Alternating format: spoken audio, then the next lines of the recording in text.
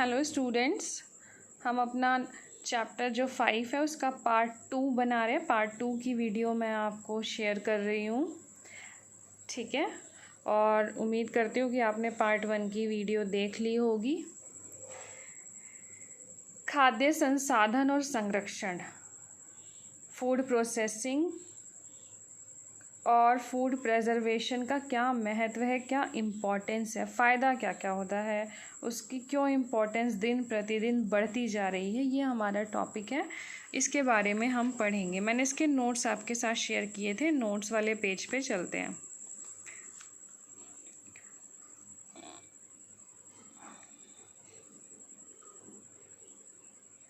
ठीक है। खाद्य संसाधन, फूड प्रोसेसिंग, जब हम फूड के साथ, खाद्य के साथ, हमारे खाद्य पदार्थों के साथ विभिन्न प्रकार की प्रक्रियाएं करते हैं, ठीक है, तो उसे खाद्य संसाधन कहा जाता है। तो खाद्य संसाधन एक ब्रांच है, शाखा है मैन्युफैक्चरिंग की ही, निर्माण की एक शाखा है जिसमें वैज्ञानिक क्या काम करते हैं, वैज्ञानिक ज्ञान का इस्तेमाल करके और प्रौद्योगिकी का इस्तेमाल करके। प्रौद्योगिकी है टेक्नोलॉजी, अपनी नॉलेज का और अपने टेक्नोलॉजी का इस्तेमाल करके जो रॉ मटेरियल होता है, कच्चा माल होता है, उसको दो तरीके के खाद्य पदार्थ बनाने के लिए यूज़ करते हैं। एक तो मध्यवर्ती स्तर पर तैयार, मध्यवर्ती स्तर मीन्स होता है इंटरमीडिएट फूड, मीन्स जिसको आधा पकाया हुआ है और आधा और प्रोसेस कर सकते हैं बाद में। फॉर एग्जांपल मैगी 2 मिनट्स, ठीक है, रेडी टू ईट। और क्या क्या चीज़ें आती हैं, कप्पा नूडल्स हैं आपके, मिराज पराठा उसका एग्जाम्पल है, ठीक है। और एक होता है कि एक बिल्कुल ready to eat edible product में उसको बदल देना। तो वैज्ञानिक ज्ञान का, नॉलेज का और किस चीज़ का इस्तेमाल करके, टेक्नोलॉजी का इस्तेमाल करके।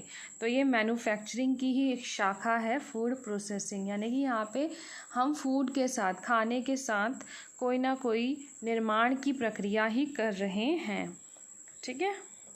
विभिन्न प्रकार की प्रक्रियाओं को अपनाया जाता है और ऐसे खाद्य पदार्थ जो बल्कि मतलब बहुत ज़्यादा अमाउंट में होते हैं, नाशवान मीन्स होता है नश्वर, पेरिशेबल जो ख़राब हो सकते हैं, और कभी कभी खाए ना जा सकने वाले पदार्थों को जो कभी कभी नहीं खाए जाते हैं, ठीक है।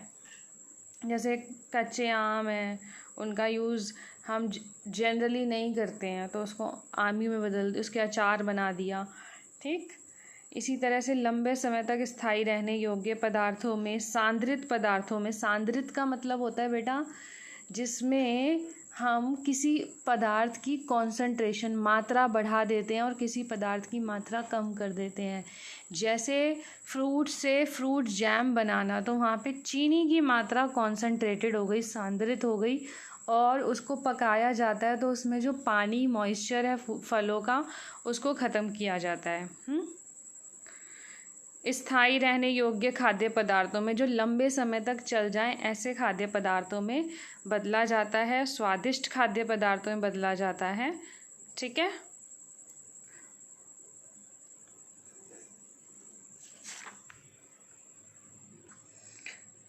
ये देखिए आप, ये सारे के सारे किस चीज़ के हैं, processed food, ready to eat होंगे या तो, या हाफ इंटरमीडिएट, ठीक है। इस तरह से उनके पिक्चर्स हैं ये आपके सामने।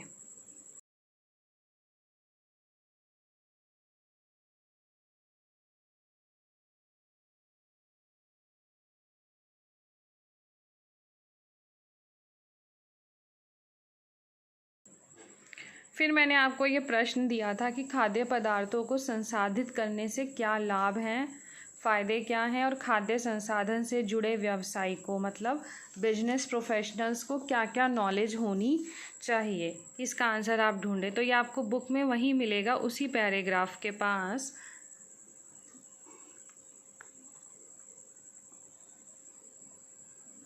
ये देखिए, तो यहाँ पे आ रहा है बार बार लिखा हुआ, जो खाद्य उत्पादों में हम परिवर्तन करते हैं, ठीक है, खाद्य उत्पादों में जो परिवर्तन करते हैं उनसे गृहिणियों को, बावर्चियों को खाना बनाने में समय कम लगता है। अधिकतर खाद्य के संसाधन करने से भंडारण, लाने ले जाने, स्वाद और सुविधा बढ़ने से उत्पादों का महत्व भी बढ़ गया है। स्टोरेज आसान हो गई है, लाना ले जाना आसान हो गया क्योंकि पैकेजिंग होने लगी ना। स्वाद, टेस्ट बढ़ गया है और कन्वीनियंट फूड हो गए हैं कि हम अपनी सुविधा अनुसार खा सकते हैं। ठीक है, क्योंकि इंटरमीडिएट होते हैं, जब मर्जी हम बना सकते हैं और उसी वक्त खा सकते हैं। खाद्य संसाधन से जुड़े व्यावसायिकों को किस चीज़ की नॉलेज होनी चाहिए? कच्चे पदार्थों के गुणों की, खाद्य संरक्षण के सिद्धांतों की, गुणवत्ता को प्रभावित करने वाले कारकों की कि कौन से कारण हैं ऐसे जिनसे क्वालिटी ख़राब या अच्छी हो सकती है, पैकिंग की, जल और अपशिष्ट प्रबंधन, मतलब जो उसमें एक्स्ट्रा मॉइस्चर है, जल है, उसको अच्छे से मैनेज कर पाएँ। अपशिष्ट होता है मतलब वेस्ट प्रोडक्ट्स, उनको भी मैनेज कर पाएँ कि कहाँ फेंक सकते हैं। अच्छी निर्माण प्रक्रियाएं, ऐसे ऐसे तरीके जिससे अच्छा प्रोडक्ट बन के आए। सफाई की पूरी जानकारी कि फूड हमारा सेफ, साफ, स्वच्छ रहे। ठीक, इन सब चीज़ों की नॉलेज होनी ज़रूरी है।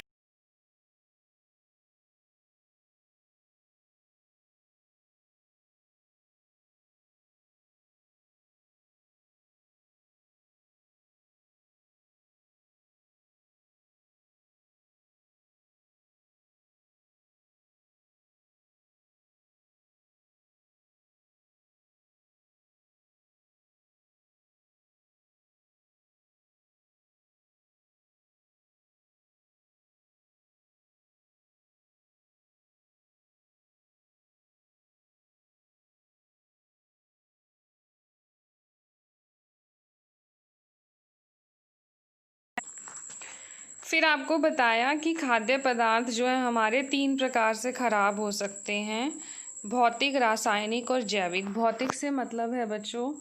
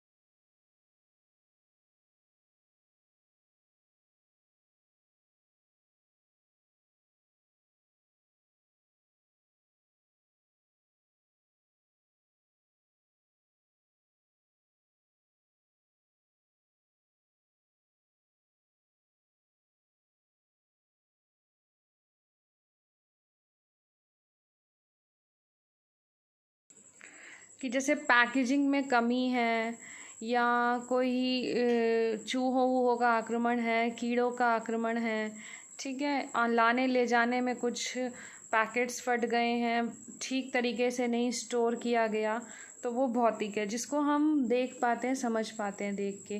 दूसरा है रसायन, यानी कि अगर उसमें केमिकल्स का यूज़ किया गया है खाद्य पदार्थों में, जो कि परमिटेड नहीं है, जिनकी परमिशन नहीं है, ठीक है। और या तीसरा है जैविक। जैविक में हमारा आ जाएगा सूक्ष्म जीवों की उपस्थिति है, जीवाणु, यीस्ट, फफूंदी, इन सब की उपस्थिति है। तो इन सब तीनों तरीके से खाद्य पदार्थ खराब हो सकता है। खाद्य पदार्थ के खराब होने के लक्षण होते हैं नष्ट होना, बदबू आना, दुर्गंध आना, बनावट नष्ट होना, रंग खराब होना, या खाद्य पदार्थ में पोषक तत्वों की जो मात्रा होती है उसमें किसी प्रकार की कमी आ जाए।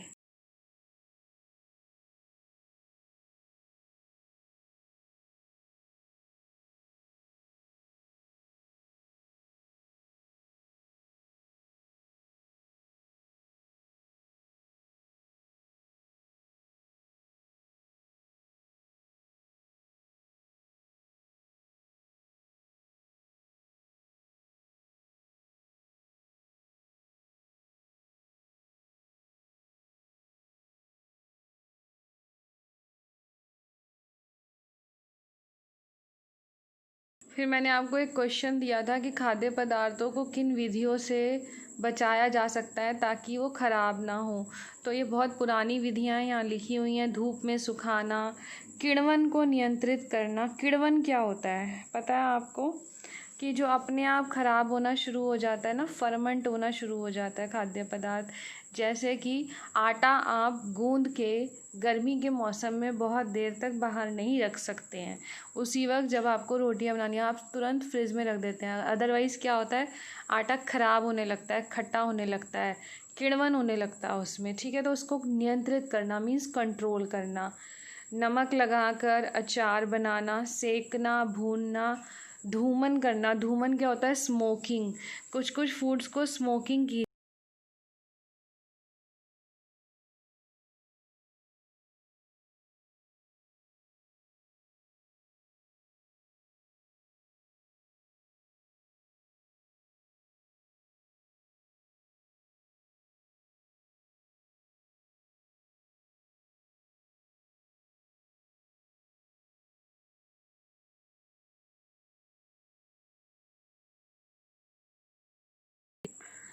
चूल्हे में पकाना और मसालों का परिरक्षी के रूप में उपयोग करना। मसाले अपने आप में संरक्षित करते हैं खाद्य पदार्थों को, इसीलिए मसालों का यूज़ भी ज़्यादा किया जाता है, ठीक है। लेकिन ये तो पुराने सब तरीके हैं। अब तो बहुत नई नई रिसर्च आ गई हैं, औद्योगिक क्रांति हो गई है, तो नए तरीके, नई विधियाँ भी विकसित हो चुकी हैं, जिससे सूक्ष्म जीवों पे भी कंट्रोल किया गया है। पोषक तत्वों का मान जो है खाद्य पदार्थों में उसको बरकरार रखा गया है, ठीक है। अगर हम खाद्य पदार्थ को साथ कोई प्रोसेस करते हैं, संसाधित करते हैं, तो कोई पोषक तत्व की वैल्यू घट जाती है या कम हो जाती है या नष्ट हो जाते हैं पोषक तत्व, तो ऊपर से भी डाले जाते हैं। तो मैंने इसके लिए आपको बताया था, इसे कहते हैं खाद्य प्रबलीकरण। क्या बोलते हैं? खाद्य।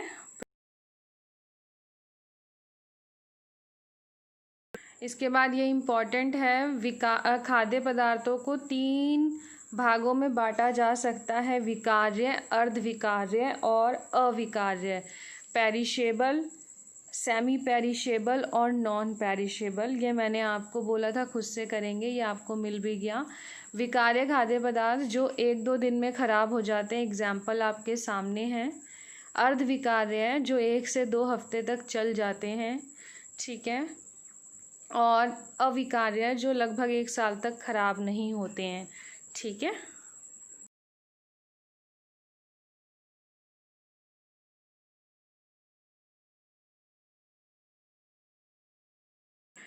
तो स्टूडेंट्स, खाद्य पदार्थों को खराब होने से बचाने के लिए कुछ और विधियां भी हैं जो दी गई हैं। एक तो आपने पुराने ज़माने से जो चलती आ रही हैं वो हम जानते हैं, धूप में सुखा देना, जो हमने पीछे पढ़ी। अब ये इधर भी हैं कि सूक्ष्मजीवी जो गतिविधियां होती हैं, जीवाणु की, कवक की, ईस्ट और फफूंदी की, इनके बहुत से कारण होते हैं कि उसमें खाद्य पदार्थ में पोषक पदार्थ हैं, नमी है, मॉइस्चर है, पीएच है, पीएच की वैल्यू, ऑक्सीजन है, ठीक है।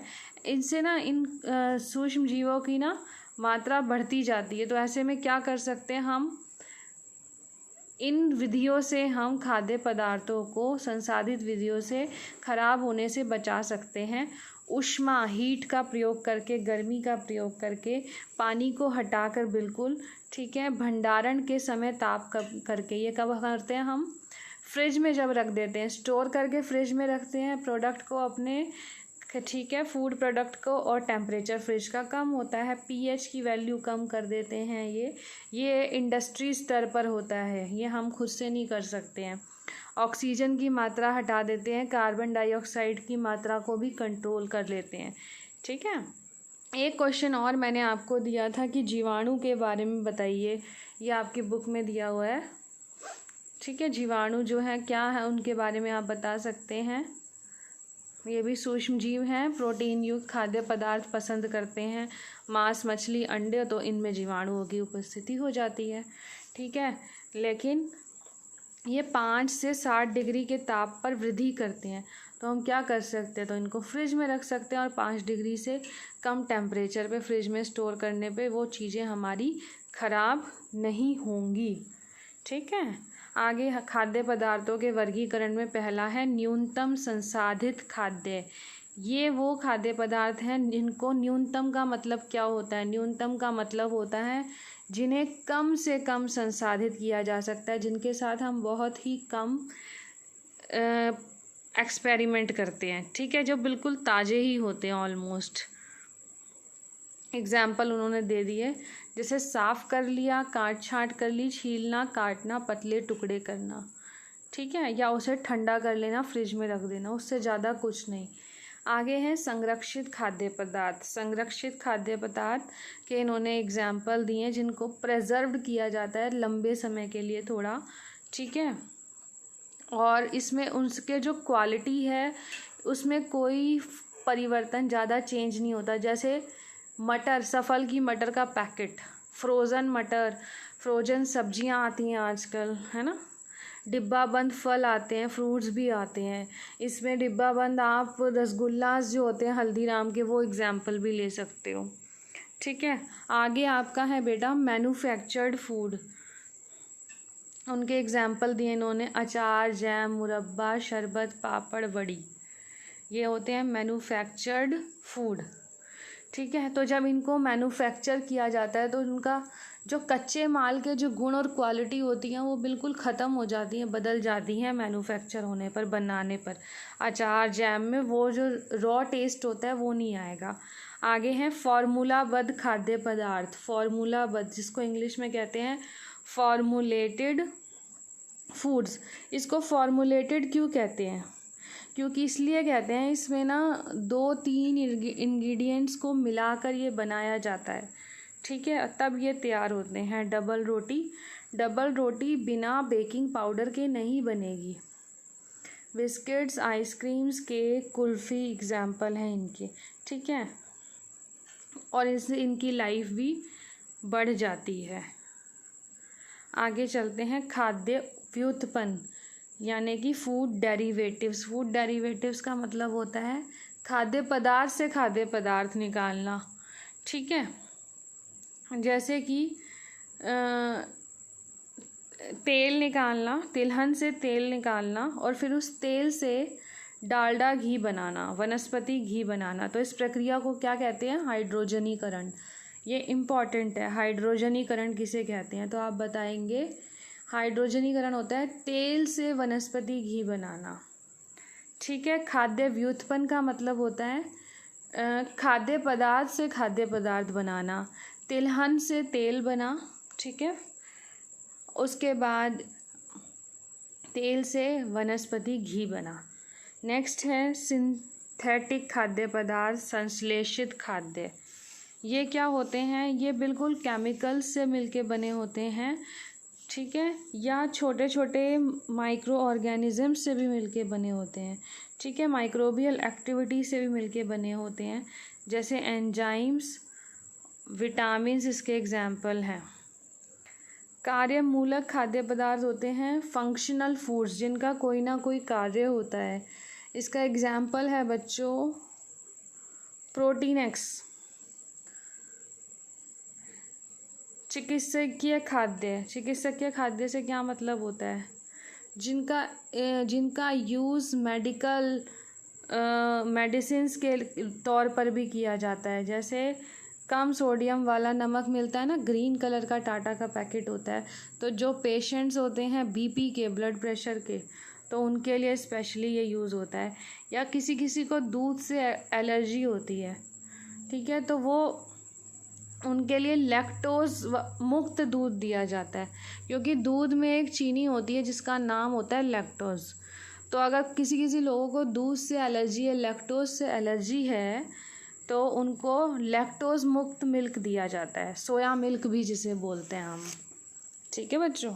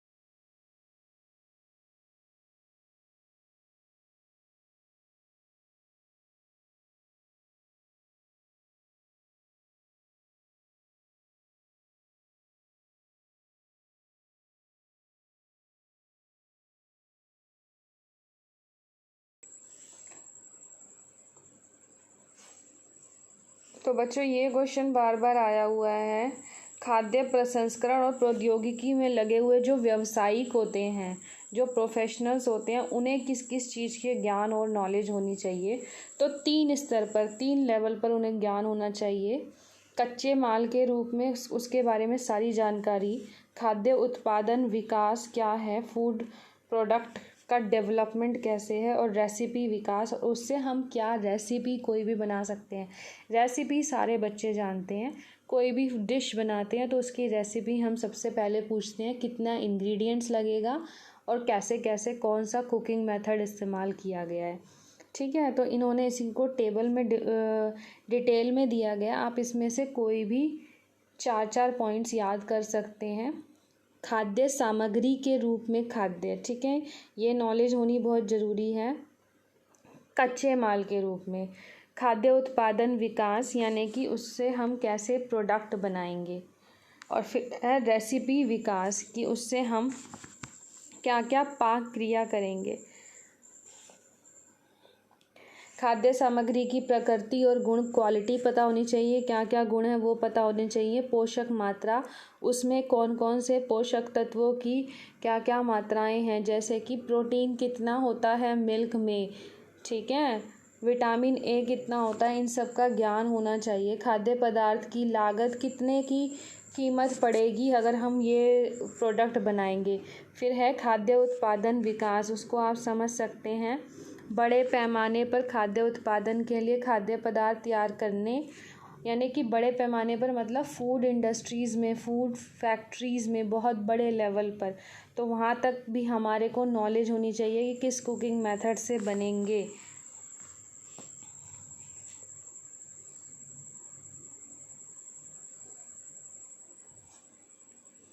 आगे चलते हैं बच्चों। फिर मैंने आपको नोट्स में दिया था जीविका के लिए तैयारी करना। अगर आप इसको अपना करियर चुनना चाहते हैं फूड प्रोसेसिंग इंडस्ट्री को, तो आपको क्या क्या पढ़ाई करनी पड़ेगी, ठीक है। किसी भी क्षेत्र में आप खाद्य प्रौद्योगिकी, फूड प्रोसेसिंग की बहुत सारी ब्रांचेज़ हैं, इनमें से आप किसी की भी स्पेशलाइजेशन, विशेषता वाली नॉलेज कर सकते हैं पूरी। पेय पदार्थों के बारे में इसमें पढ़ेंगे, ड्रिंक्स के बारे में ओनली, सारे कोल्ड ड्रिंक्स, फ्रूट जूसेस, ठीक है, उसकी डिटेल नॉलेज। डेयरी प्रोडक्ट्स में आपको पता है सारे मिल्क और मिल्क से बने प्रोडक्ट्स। ये नॉन वेज सारा आ गया है। समुद्री सी फूड्स के बारे में फिर नॉलेज होनी चाहिए आपको। इनमें से आप किसी का भी स्पेशलाइजेशन कर सकते हैं, ठीक है बच्चों।